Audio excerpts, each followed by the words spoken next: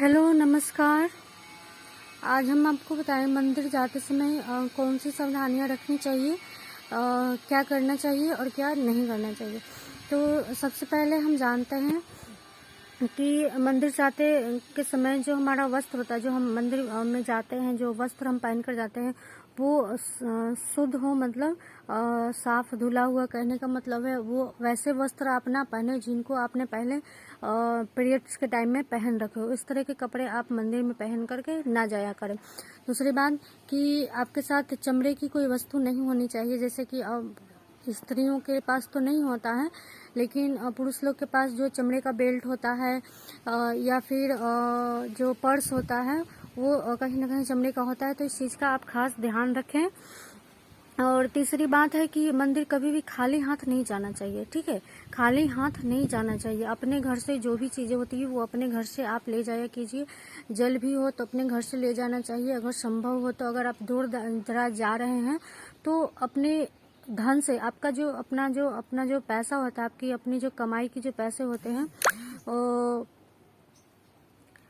उसको उसे खरीद करके आप वहाँ पे मंदिर में आप जल अर्पण करें। कभी भी फ्री में लेकर के या फिर दूसरों से लेकर के कोई भी सामग्री भगवान को अर्पण नहीं करनी चाहिए। अगर आपके घर में पुष्प है तो ठीक है, नहीं तो फिर बाजार से खरीद लीजिए। पैसों से दे करके आप खरीद करके भगवान को अर्पण करें, इसका आपको बहुत ही बड़ा अच्छा फल मिलेगा, ठीक है। तो मंदिर जाते समय जो कहते हैं कि सूतक लग जाता है, ठीक है। रास्ते में बहुत सारी गंदगियाँ होती हैं, हमारा पैर पड़ जाता है, हमारा किसी के साथ मतलब स्पर्श हो जाता है तो कहीं ना कहीं वो सूतक हो जाता है एक तरह से। तो मंदिर में जो प्रतिमाएं होती है या फिर शिवलिंग होते हैं उनको स्पर्श नहीं करना चाहिए, ठीक है। आप पूजा अर्चना अगर आप स्वयं कर सकते हैं तो ठीक है, नहीं तो फिर आप मंदिर के जो पुजारी होते हैं उनसे आप करवा लिया करें। तो ये चीज़ें हो गई हैं। तो मंदिर में अगर आपसे संभव हो तो आप जो भी दान दक्षिणा आप देना चाहें आप दे सकते हैं। पुजारी से आप आशीर्वाद ले सकते हैं।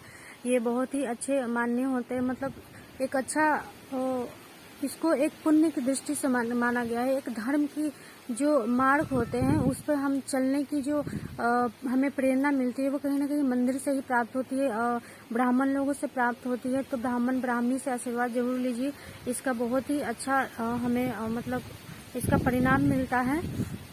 तो अभी मंदिर जो सावन का महीना चल रहा है इसमें मंदिरों में काफ़ी भीड़ रहती है, खास करके शिव मंदिर में काफ़ी भीड़ होता है। शिव जी को खास करके लोग जल और बेलपत्र चढ़ाने हेतु अवश्य लोग जाते हैं, तो आप भी जाया कीजिए। ये क्या है, ये जो सावन का जो महीना आ रहा है इसमें सिर्फ शिव भगवान की जो पूजा होती है, तो देखिए इसके पीछे कहीं ना कहीं आपका अपना चंद्रमा भी कहीं ना कहीं जो भी नकारात्मक प्रभाव दे रहा होता है वो भी कहीं ना कहीं शुभ प्रभाव देने के लाइन में मतलब पंक्ति में आ जाता है। अगर आप शिव जी की पूजा आराधना करते हैं, शिव मंदिर जाते हैं, जल अभिषेक करते हैं, दूध का अभिषेक करते हैं, या फिर जो ब्राह्मण होते हैं, जो पुजारी होते हैं, उनको आप जो भी दान दक्षिणा देते हैं, तो कहीं ना कहीं चंद्रमा जो होता है वो मजबूत होता है, अच्छे प्रभाव देना शुरू कर देता है। राहु की भी मतलब कहने का मतलब है कि ये सावन बहुत ही पावन का महीना माना गया है। हमारे जो ग्रह हो 2-3 ग्रह हैं उनका भी कहीं ना कहीं शिव जी से जो कनेक्शन बना हुआ है वो भी कहीं ना कहीं अपने जो वो शुभ प्रभाव देंगे कि नहीं देंगे, लेकिन जो वो नकारात्मक प्रभाव दे रहे हैं उनमें कमी जरूर आ जाएगी। जैसे राहु केतु है, तो राहु केतु भी हैं तो ये भी शिव जी की पूजा करने से इनके जो प्रभाव होते हैं वो कम होने लग जाते हैं, ठीक है। तो ये सावन का महीना है, आप इस महीने का, इस पावन महीने का, इस दिन का आप जरूर लाभ उठाइए। मंदिर जाइए कीजिए, भगवान शंकर के ऊपर जो बेल पत्र है और भांग है, धतूरा है, सफेद फूल है, वो आप जरूर अर्पण कीजिए। मंदिर के जो पुजारी हैं उनको दान दक्षिणा दीजिए, उनसे आप आशीर्वाद जरूर लीजिए। और मंदिर जाते समय जो चीजें हैं उनका आप खास ध्यान रखा कीजिए। और जो स्त्री हैं, जो विवाहित स्त्रियां हैं, वो मंदिर जाते समय जो कहते हैं कि एक कहावत है कि खुद देवता बन करके देवता की पूजा की जाती है, ठीक है। तो खुद को 16 श्रृंगार के साथ आप रेडी कर लीजिए, तभी आप मंदिर जाए कीजिए, इसके अच्छे ही परिणाम मिला जाता है, ठीक है।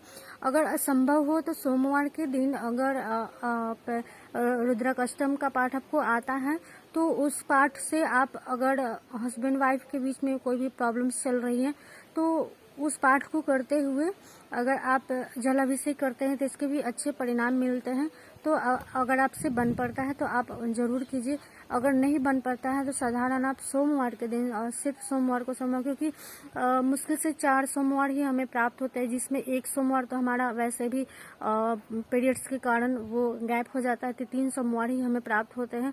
तो इसका आप लाभ जरूर लीजिए। ये बहुत ही मतलब पूरे साल चंद्रमा के उपाय हम करते रह जाते हैं, लेकिन ये जो 1 महीना है इसमें इसके फल जो होते हैं वो हमें जल्दी प्राप्त होते हैं। कई गुना रूप में जो चंद्रमा का जो नकारात्मक जो प्रभाव होता है उनसे हमें बचने का बहुत अच्छा समय मिला हुआ है।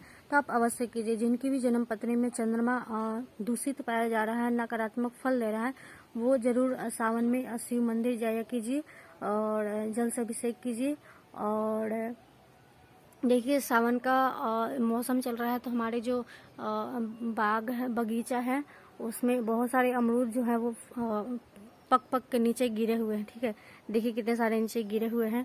तो कोई खा नहीं रहा है और चिड़िया वगैरह भी उतना नहीं खा पा रही है, क्योंकि बहुत ज़्यादा की संख्या में अमरूद जो है हमारे बाग में कम से कम 4-5 पेड़ है, बड़े बड़े पेड़ हैं। 2 अमरूद का है, 2 आम का है, 1 आंवला का है। तो बहुत सारे, एक कभी हम इस पर भी आपको दिखाएंगे, हम आपको ये भी कभी दिखाएंगे कि क्या क्या है क्या नहीं है। खैर आप लोग अच्छे से सावन की पूजा कीजिए। और इसके बाद जब भादों का महीना आएगा तो उसमें भी तीज का आएगा, तो उसमें भी आपको अच्छे से पूजा करनी है। तो चलिए सबको राधे राधे।